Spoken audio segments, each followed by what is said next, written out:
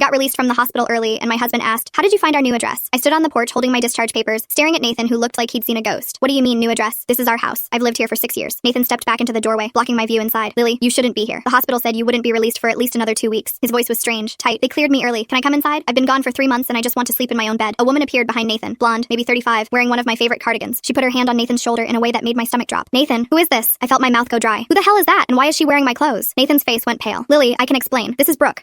We got married 2 months ago." The words hit me like a physical blow. "You got married? I've been in the hospital for 3 months and you got married?" Brooke's eyes widened. "Nathan, you said your ex-wife was institutionalized long-term. You said she was dangerous. You told me she tried to kill you." "I never tried to kill anyone. I had a breakdown. Postpartum depression after the miscarriage. I checked myself into treatment." Nathan wouldn't meet my eyes. "Lily, you need to leave. You're violating the restraining order." "What restraining order? I never got served with any restraining order." Brooke had her phone out. "I'm calling the police." I looked past them into my house. Except it wasn't my living room anymore. The blue couch was gone, replaced with a gray sectional. My grandmother's paintings were off the walls. Nathan stepped fully into the doorway. "It's not your house anymore. I filed for divorce 2 months ago on grounds of abandonment and mental incapacity. The judge granted it last week." "Abandonment?" "I was in a psychiatric hospital. You visited me every week for the first month." Behind Nathan, Brooke was talking urgently into her phone. "Yes, his ex-wife who has a history of violent behavior. She's at our door right now." "I'm not violent." Nathan's expression was cold. "You attacked me the night before you went to the hospital. You broke 3 of my ribs and gave me a concussion." My vision started to blur. "That's not what happened. I never hurt you. I hurt myself. I had the pills in my hand and you called 911. But doubt was creeping in. The memories from that night were fuzzy." Nathan pulled up his shirt, showing a scar across his ribs. "You did this with a kitchen knife. You don't remember because you had a psychotic break." Police sirens were getting closer. "I want to see the restraining order." Nathan disappeared inside and came back with a folder. "Court documents with my name. A restraining order issued 6 weeks ago. A divorce decree finalized 1 week ago. 2 police cars pulled up. 4 officers got out." "Ma'am, step away from the door." I raised my hand slowly. "I just got released from the hospital. This is my house." The officer approached. "Do you have identification?" I pulled out my wallet, my driver's license with this address, my hospital ID bracelet. The officer examined everything, then walked over to Nathan. They talked in low voices. I saw Nathan hand over documents, point at the scar, gesture at me with fear that looked genuine. When the officer came back, his expression was firm. "Ma'am, you were served with a restraining order 6 weeks ago. The divorce was finalized last week. This is no longer your residence." "But I don't remember being served." The officer glanced at his partner. "Hospital records show you were experiencing significant memory issues. That's noted in the service record." He gestured toward his patrol car. "I need you to come with us." I looked back at Nathan and Brooke in my doorway. "How long were you planning this?" Nathan's expression didn't change. "I'm sorry. I did what I had to do. I was gone for 3 months." "You were supposed to be gone for a year," Brooke said quietly. "He filed for divorce after the first 30 days. I let the officer guide me to the patrol car. As we pulled away, I watched them go back inside and close the door. At the station, they put me in an interview room. A detective came in with a folder. "Mrs. Whitfield, I've reviewed the case file. I need to ask you about the night of April 18th. April 18th. I don't remember much. It's fuzzy. I remember being upset about losing the baby. I remember arguing with Nathan. Then I remember being in the ambulance." Detective Walsh pulled out photos. Crime scene photos of my kitchen. Blood on the floor, on the counter, a knife in an evidence bag. Photos of Nathan in the hospital with his bruised face, bandaged ribs, stitches. "Do these photos help you remember?" I stared at the images. The blood was real. Nathan's injuries were real, but something felt wrong. The knife was in the sink. I remember because I'd been cutting vegetables for dinner. Detective Walsh leaned forward. "Keep going." "Nathan came home late. He'd been gone a lot after the miscarriage." I asked where he'd been, and he got angry. He grabbed my wrist hard. I pulled away and he pushed me. I fell backward and hit my head on the counter. That's when everything went black. I looked up at her. When I woke up, I was in the ambulance and Nathan was crying, saying I'd attacked him, but I never touched him. I never even picked up the knife. Detective Walsh closed the folder and looked at me for a long moment. "Mrs. Whitfield, I'm going to need you to come back tomorrow. There's someone I think you should meet." "Who?" "Nathan's first wife, the one before you. Her name is Sarah, and she's been trying to reach you for the past 2 months." Full story on my channel and linked below.